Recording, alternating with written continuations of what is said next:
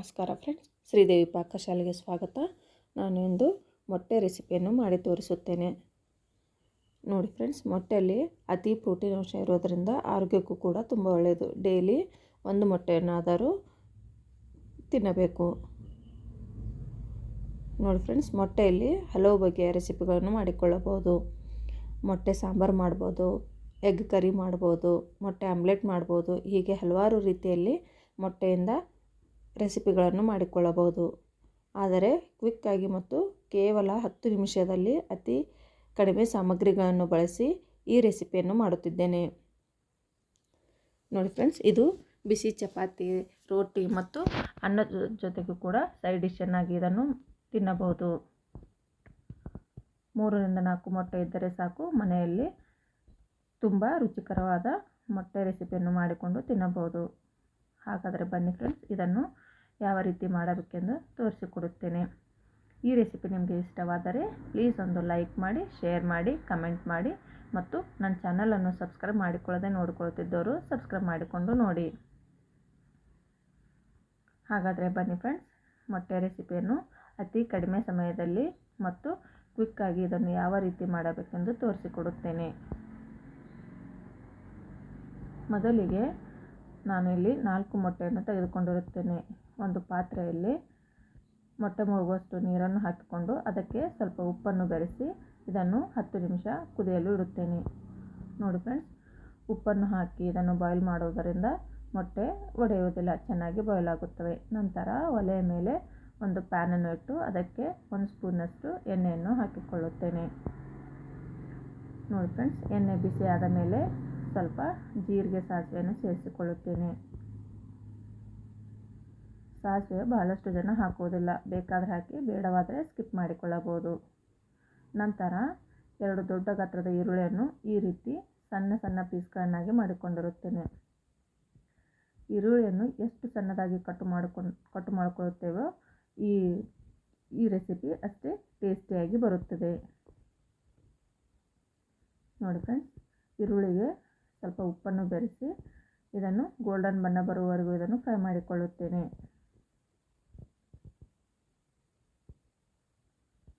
ಈರುಳ್ಳಿ ಬಣ್ಣ ಪೂರ್ತಿಯಾಗಿ ಚೇಂಜ್ ಆಗುವವರೆಗೂ ಇದನ್ನು ಚೆನ್ನಾಗಿ ಫ್ರೈ ಮಾಡಿಕೊಳ್ಳಬೇಕು. ನಂತರ ಸ್ವಲ್ಪ ಫ್ರೆಶ್ ಆಗಿರೋ ಕರಿಬೇವನ್ನು ಸೇರಿಸಿಕೊಂಡು ಅದರ ಜೊತೆಗೆ ಅಲ್ಲ ಮತ್ತು ಬೆಳ್ಳುಳ್ಳಿ ಪೇಸ್ಟನ್ನು ಹಾಕಿಕೊಳ್ಳುತ್ತೇನೆ. ನೋಡಿ ಫ್ರೆಂಡ್ಸ್, ನಾನಿಲ್ಲಿ ಅಲ್ಲ ಬೆಳ್ಳುಳ್ಳಿ ಪೇಸ್ಟ್ ರೆಡಿ ಇದ್ದಿದ್ದನ್ನು ಹಾಕುವುದಿಲ್ಲ. ನಾನು ಫ್ರೆಶ್ ಆಗಿ ಮಾಡಿಕೊಂಡು ಈ ಪೇಸ್ಟನ್ನು ಯೂಸ್ ಮಾಡುತ್ತೇನೆ. ನೋಡಿ, ಈಗ ಅಲ್ಲ ಮತ್ತು ಬೆಳ್ಳುಳ್ಳಿ ಹಸಿ ವಾಸನೆ ಹೋಗುವವರೆಗೂ ಅದನ್ನು ಚೆನ್ನಾಗಿ ಎಣ್ಣೆಯಲ್ಲಿ ಫ್ರೈ ಮಾಡಿಕೊಳ್ಳಬೇಕು. ನಂತರ 1 ಟೊಮೆಟೊವನ್ನು ಹಾಕಿಕೊಂಡು ಅದನ್ನು ಕೂಡ ಚೆನ್ನಾಗಿ ಫ್ರೈ ಮಾಡಿಕೊಳ್ಳುತ್ತೇನೆ.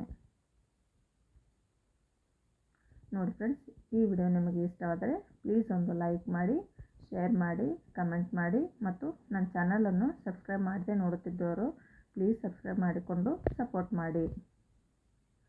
ನೋಡಿ ಫ್ರೆಂಡ್ಸ್, ಟೊಮೆಟೊ ಸ್ವಲ್ಪ ಮೆತ್ತಗಾಗುವವರೆಗೂ ಇದನ್ನು ಚೆನ್ನಾಗಿ ಫ್ರೈ ಮಾಡಿಕೊಳ್ಳಬೇಕು. ನಂತರ ಇಲ್ಲಿ ಸ್ವಲ್ಪ ಅರಿಶಿನ, 1 ಸ್ಪೂನಷ್ಟು ಚಿಲ್ಲಿ ಪೌಡರ್, ಸ್ವಲ್ಪ ಗರಂ ಮಸಾಲ, ಸ್ವಲ್ಪ ಜೀರಿಗೆ ಪೌಡರ್ ಮತ್ತು ಸ್ವಲ್ಪ ಕೊರಿಯಾಂಡರ್ ಪೌಡರನ್ನು ಸೇರಿಸಿಕೊಳ್ಳುತ್ತೇನೆ.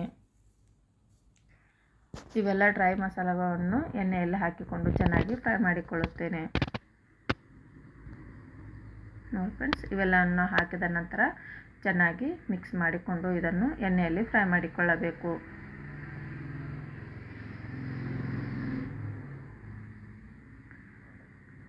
ಎಗ್ ಸಾಂಬಾರ್, ಆಮ್ಲೆಟ್ ಉಂಡು ಬೇಜಾರಾಗಿದ್ದರೆ ಈ ರೀತಿ ಎಗ್ ಮಸಾಲ ಗ್ರೇವಿಯನ್ನು ಮಾಡಿಕೊಂಡು ತಿನ್ನಬಹುದು. ನಂತರ ಇದಕ್ಕೆ ನಾನಿಲ್ಲಿ ಕಸೂರಿ ಮೇಥಿಯನ್ನು ಸೇರಿಸಿಕೊಳ್ಳುತ್ತಿದ್ದೇನೆ. ಕಸೂರಿ ಮೇಥಿ ಹಾಕೋದ್ರಿಂದ ಇದರ ಫ್ಲೇವರ್ ತುಂಬ ಅದ್ಭುತವಾಗಿ ಬರುತ್ತದೆ. ನೋಡಿ ಫ್ರೆಂಡ್ಸ್, ಅದನ್ನು ಕೂಡ ಎಣ್ಣೆಯಲ್ಲಿ ಫ್ರೈ ಮಾಡಿ ಸ್ವಲ್ಪ ನೀರನ್ನು ಸೇರಿಸಿಕೊಳ್ಳುತ್ತೇನೆ. ನಿಮಗೆ ಯಾವ ಹದದಲ್ಲಿ ಬೇಕೋ ಆ ಹದದಲ್ಲಿ ನೀರನ್ನು ಸೇರಿಸಿಕೊಂಡು ಇದನ್ನು ಚೆನ್ನಾಗಿ ಮತ್ತೆ 2 ರಿಂದ 3 ನಿಮಿಷಗಳ ಕಾಲ ಇದನ್ನು ಬಾಯ್ಲ್ ಆಗಲು ಬಿಡಬೇಕು.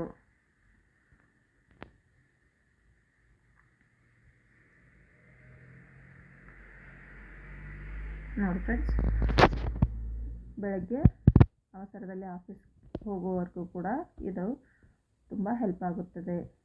ಮತ್ತು ಮಕ್ಕಳಿಗೆ ಟಿಫನ್ಗೂ ಕೂಡ ಇದು ತುಂಬ ಹೆಲ್ಪ್ ಆಗುತ್ತದೆ. ಈ ರೀತಿ ಲಿಡ್ಡನ್ನು ಕ್ಲೋಸ್ ಮಾಡಿ 3ರಿಂದ 4 ನಿಮಿಷಗಳ ಕಾಲ ಚೆನ್ನಾಗಿ ಫ್ರೈ ಮಾಡಲು ಬಿಡಬೇಕು.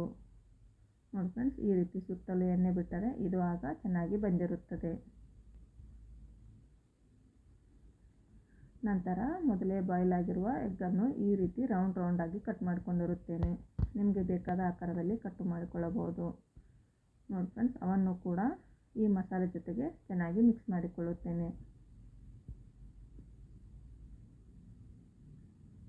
ಈ ರೀತಿ ನಿಧಾನವಾಗಿ ಎಲ್ಲ ಮಸಾಲ ಎಗ್ಗಿಗೆ ಹತ್ತುವವರೆಗೂ ಚೆನ್ನಾಗಿ ಮಿಕ್ಸ್ ಮಾಡಿಕೊಳ್ಳಬೇಕು.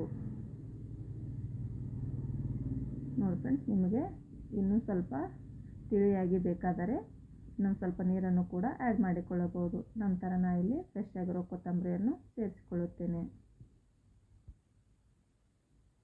ಈ ರೀತಿ ಎಗ್ ಮಸಾಲೆ ಗ್ರೇವಿ ಮಾಡೋದರಿಂದ ಮನೆಯಲ್ಲಿ ಎಲ್ಲರೂ ಕೂಡ ತುಂಬ ಇಷ್ಟಪಟ್ಟು ತಿನ್ನುತ್ತಾರೆ.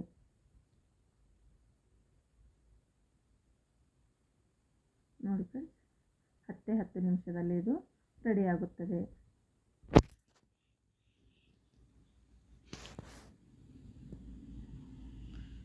Thank you for watching.